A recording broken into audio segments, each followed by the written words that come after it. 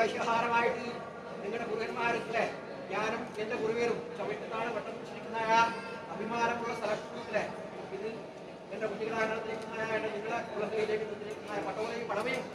അത് തെറ്റാണെന്നൊക്കെ കുട്ടികളുടെ കക്ഷിയുടെ ഓഹരി പോഷിപ്പെങ്കിലും സംരക്ഷണാബോധിക്കുന്ന ദൈവം നിങ്ങളുടെ സുഹൃത്ത് നോക്കുമ്പോൾ ആദ്യം ഒരു നേരം തന്നെ കൊടുക്കണമെന്ന് പറഞ്ഞില്ല തന്നെ കൂടുതലുണ്ടല്ലോ എല്ലാം അല്ലേ കുടിക്കുന്ന ഓരോ പോഷിപ്പെങ്കിലും കാലം ജ്ഞാനം ശക്തി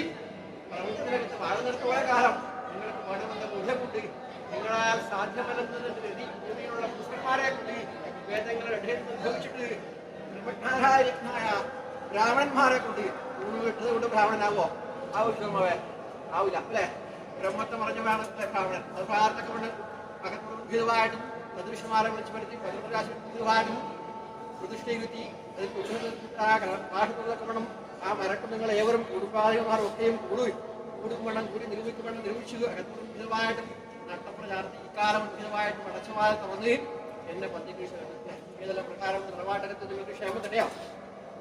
നിങ്ങൾ ആഗ്രഹിക്കുന്ന സമയത്ത് നിങ്ങൾ പ്രതിഫലത്തിന് പ്രതിവരും ഉറങ്ങാവുന്നകാരനായിട്ട് ഞാൻ നിങ്ങൾക്ക്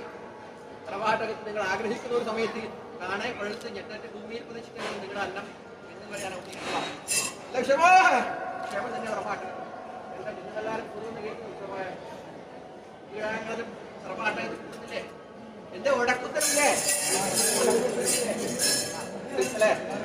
ശബ്ദമുണ്ടപ്പോ അല്ലെ പ്രസമായ നിങ്ങളുടെ മുൻകുരു ആണല്ലോ കളിയിലും ചിരിയിലും ഒക്കെ നിർമ്മിക്കുന്ന അതുകൊണ്ട്